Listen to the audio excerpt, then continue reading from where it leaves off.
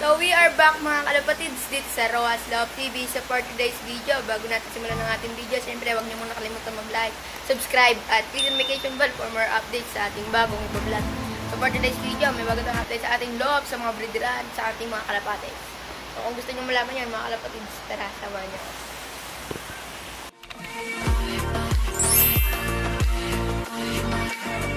So, yun mga kalapatids, napakaputik dito.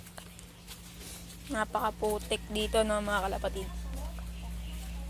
Napakaputik. So ito, papunta na tayo sa ating loop mga kalapatids, no. So makikita niyo yung daan mga kalapatids, napakaputik. Yan yung mga bibin ng basta may nag-aalaga lang ang kapitbahay namin mga kalapatids. So tara, magtulay-tulay na naman tayo dito. Sobrang putik. Pero minsan naman hindi maputik dito kagaya ng kahapon. So kaya di ako napag-vlog kasi mga kalapatids. Wala tayong load pang upload. So ngayon lang ako nagka-load. Kung ngayon ako nagkaka-load, saka na ulan ng hapit.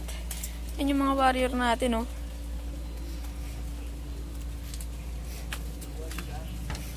So papakita ko na sa inyo yung pagbabago sa ating loop mga kalapatids. So eto, buksan lang natin. Yan yung mga warrior natin, di ba? Yan, di ba? Ito ang pagbabago. Yan.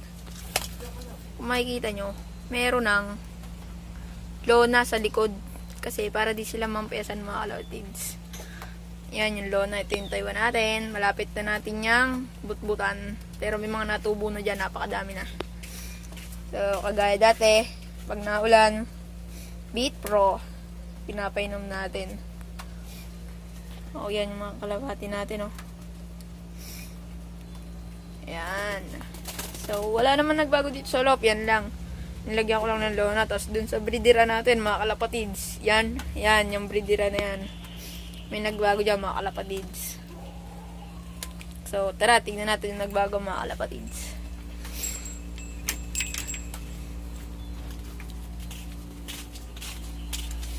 So, eto, mga kalapatids. Ito na sila, Chocobar at Leader. Yan, o. Nilagyan ko. So, eto, may trapdoor dito, no, mga kalapatids. Siyempre, kasi itong kulungan to, mga kalapatids, papaliwanag ko na kay tatay ito, mga kalapatids. So, sa aking airpot. So, nagikinyan yan. Tapos, may lock. Yan. So, naando lang siya kasi malaki yung, ano dito, yung putas. Tapos, dito sa kabila, ganun din. Dalawa lang pasok. So, yun lang mga kalapatids ang ating pagbabago dito sa ating breederan at sa loop. Siyempre, Beat Pro, mga breeder. So, yun lang mga kalapatids para sa araw na to ang ating video. Abangan nyo yung next video natin. Papakilala natin yung ating loopman. Si Rex, oh. So, update yan sa ating parapol. Marapit na siguro umitlog yan. Hindi ko na pinaronda yung babae kanina kasi naambon. Yung 4 na warrior na lang natin ang ating pinaronda.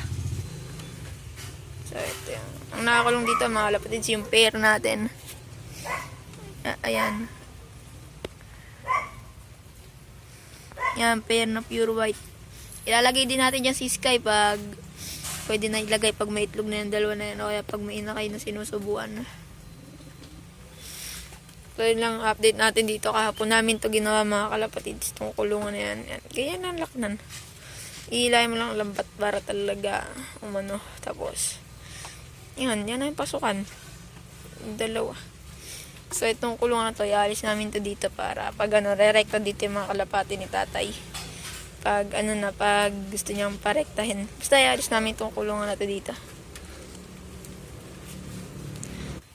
So, yan lang para sa araw to mga kalapatids. So, babush!